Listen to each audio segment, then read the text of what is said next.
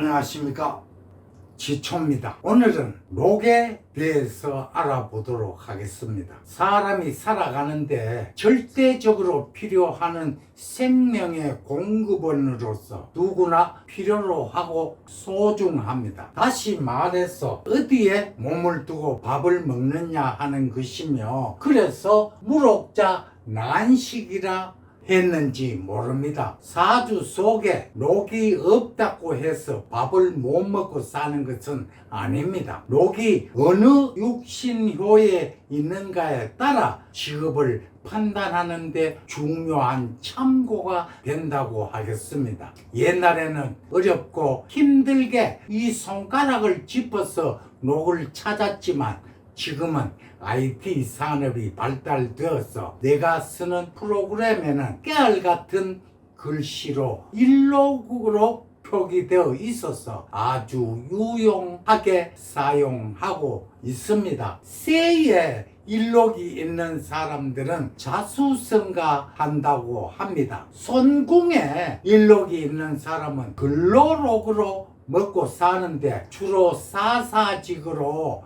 기술을 배워서 선생님 또는 기사님 칭호를 듣습니다. 제궁에 록이 있는 사람은 상업 또는 장사를 해서 먹고 사는데 천마와 함께 있으면 무역업으로 먹고 산다 하겠습니다. 관궁에 일록이 있는 사람은 관직에서 몸담고 밥을 먹고 산다고 하겠습니다. 부궁에 일록이 있는 사람은 자격증을 가지고 밥을 먹는 의사, 변호사 같은 사람을 말하며 부모를 잘 만나서 많은 유산을 물려받아 세를 받아 먹고 사는 사람도 부효궁에 일록이 있습니다. 제가 지금 가르치고 있는 것은 교과서에 있는 학문을 근거하여 가르치고 있습니다. 그런데 사람들과 상담을 해보면 전혀 근거 없는 곳에서 밥을 먹고 있는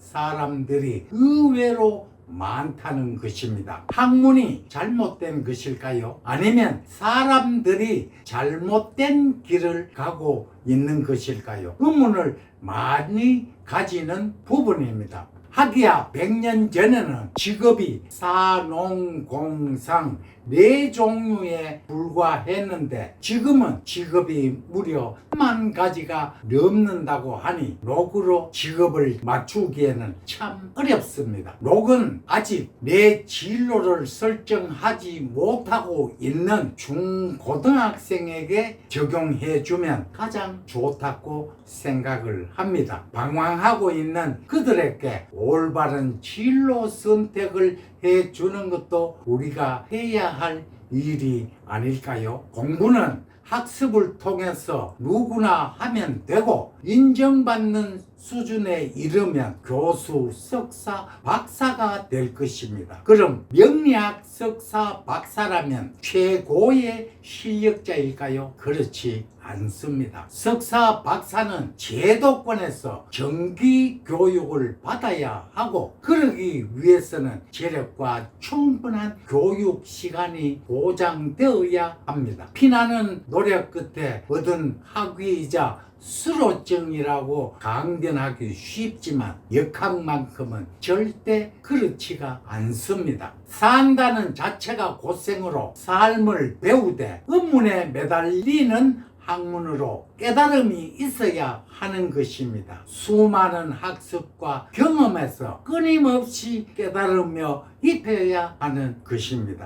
우리가 흔히 사회적 전문 직업인으로 사자가 붙으면 선망의 대상이 됩니다. 우리가 알기로 사라 하면 똑같은 사로 알기 쉽지만 발음은 같을지라도 뜻을 달리합니다. 먼저 선비사로 쓰는 직업은 변호사, 회계사, 중개사, 법무사 등이 있고, 일사를 쓰는 직업은 판사, 검사, 형사 등이 있고, 스승사를 쓰는 직업은 의사, 요리사, 강사 등이 있습니다. 명리도 적당히 공부하면 선비사자에 도사 소리를 듣지만 완벽한 암호사주 해독 능력을 갖춘 사람은 스승사자의 도사여야 합니다. 스승사의 공통점은 생사여탈권을